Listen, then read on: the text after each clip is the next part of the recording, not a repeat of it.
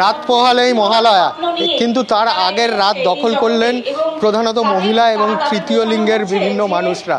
আমরা দেখাচ্ছি, আমার সহকর্মী প্রতীক দেখাচ্ছেন, যত রাত বাড়ছে একাডেমির সামনে কিন্তু ভিড় বাড়ছে এবং একাডেমির সামনে যে রানু ছায়া মঞ্চ, সেই রানু ছায়া মঞ্চে কিন্তু সারা রাত জুড়ে সাংস্কৃতিক প্রতিবাদ চলবে এবং নাচ গান আবৃত্তি নাটক তার মাধ্যমে প্রতিবাদ চলবে। এবং প্রতিবাদ চলবে হচ্ছে আমরা যে আমাদের সহনাগরিককে হারিয়েছি গত 54 দিন আগে আরজিকর মেডিকেল কলেজ হাসপাতালে, তার কর্মস্থলে যে চিকিৎসক নৃশংসভাবে ধর্ষিত এবং খুন হয়েছেন, এবং তার প্রতিবাদে একের পর এক যেরকমভাবে প্রতিবাদ আছড়ে পড়ছে তারই অঙ্গ হিসাবে কিন্তু আজকে আবার ফের একাডেমিতে রাত দখল এবং মহালয়ার ভোর পর্যন্ত কিন্তু সেই রাত দখলের অনুষ্ঠান চলবে। এবং যেটা জানা যাচ্ছে যে এই সাংস্কৃতিক প্রতিবাদে একদিকে গান থাকছে, নাচ থাকছে, আবৃত্তি থাকছে, নাটক থাকছে। আমরা অন্যতম একজন আয়োজক রয়েছেন এখানে, তার সাথে কথা বলে নেব কি কি থাকছে, আপনাদের কিভাবে প্রতিবাদে আপনারা কিভাবে সামিল হচ্ছেন আজকে মহালয়ার আগের দিনের রাত, বিশেষ রাত।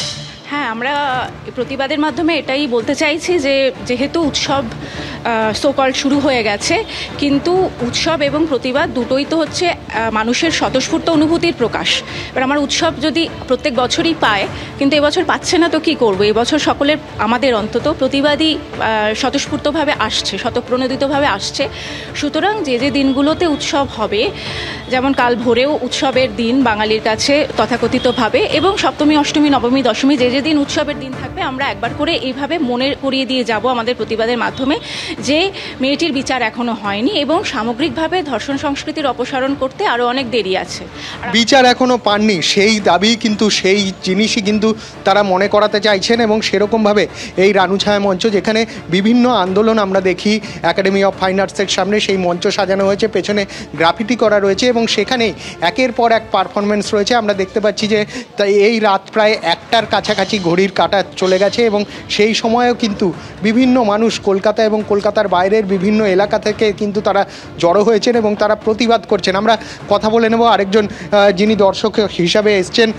মহালয়ের আগের রাত আজকে আপনারা এসছেন, আমরা দেখতে পাচ্ছি যে বিভিন্ন মানুষ তারা রয়েছেন এবং যে সাংস্কৃতিক কর্মকাণ্ড এখানে চলছে সেই কর্মকাণ্ড তারা দেখবেন এবং তারা এই কর্মকাণ্ডের মাধ্যমেই কিন্তু যে প্রতিবাদ তারা জানিয়ে আসছেন আজ 54 দিন ধরে, সেই প্রতিবাদ তারা চালিয়ে যাবেন। এবং তারা যেটা বলছেন যে তারা কিন্তু যেহেতু উৎসবে বহু মানুষ ফিরছেন, কিন্তু তারা কিন্তু উৎসবে ফিরতে পারছেন না। আমরা কথা বলে নেব কি চাইছেন আজকে। কালকে তো মহালয় অন্যরকম দিন ছিল, তার আগে আপনারা এখানে সারা রাত জানছেন। দুবার বললাম, তুই বল না, এবার বল না। হ্যাঁ, বলছি আমরা উৎসবে ফিরছি না যতক্ষণ না বিচার হচ্ছে তিলোত্তমার। আমরা উৎসবের মধ্যেই আমাদের প্রতিবাদ জারি থাকবে, যতক্ষণ না দোষীরা, প্রকৃত দোষীরা সামনে আসছে, দৃষ্টান্তমূলক শাস্তি হচ্ছে, ততক্ষণ প্রতিবাদ বন্ধ হবে না, প্রতিবাদ জারি থাকবে। প্রতিবাদ জারি থাকবে এবং প্রতিবাদের উৎসব কিন্তু আমরা দেখতে পাচ্ছি কলকাতা রাজ্যের বিভিন্ন জায়গা, তারই কিন্তু একটা খণ্ডচিত্র এই রাত 1টার সময় ফুটে উঠেছে।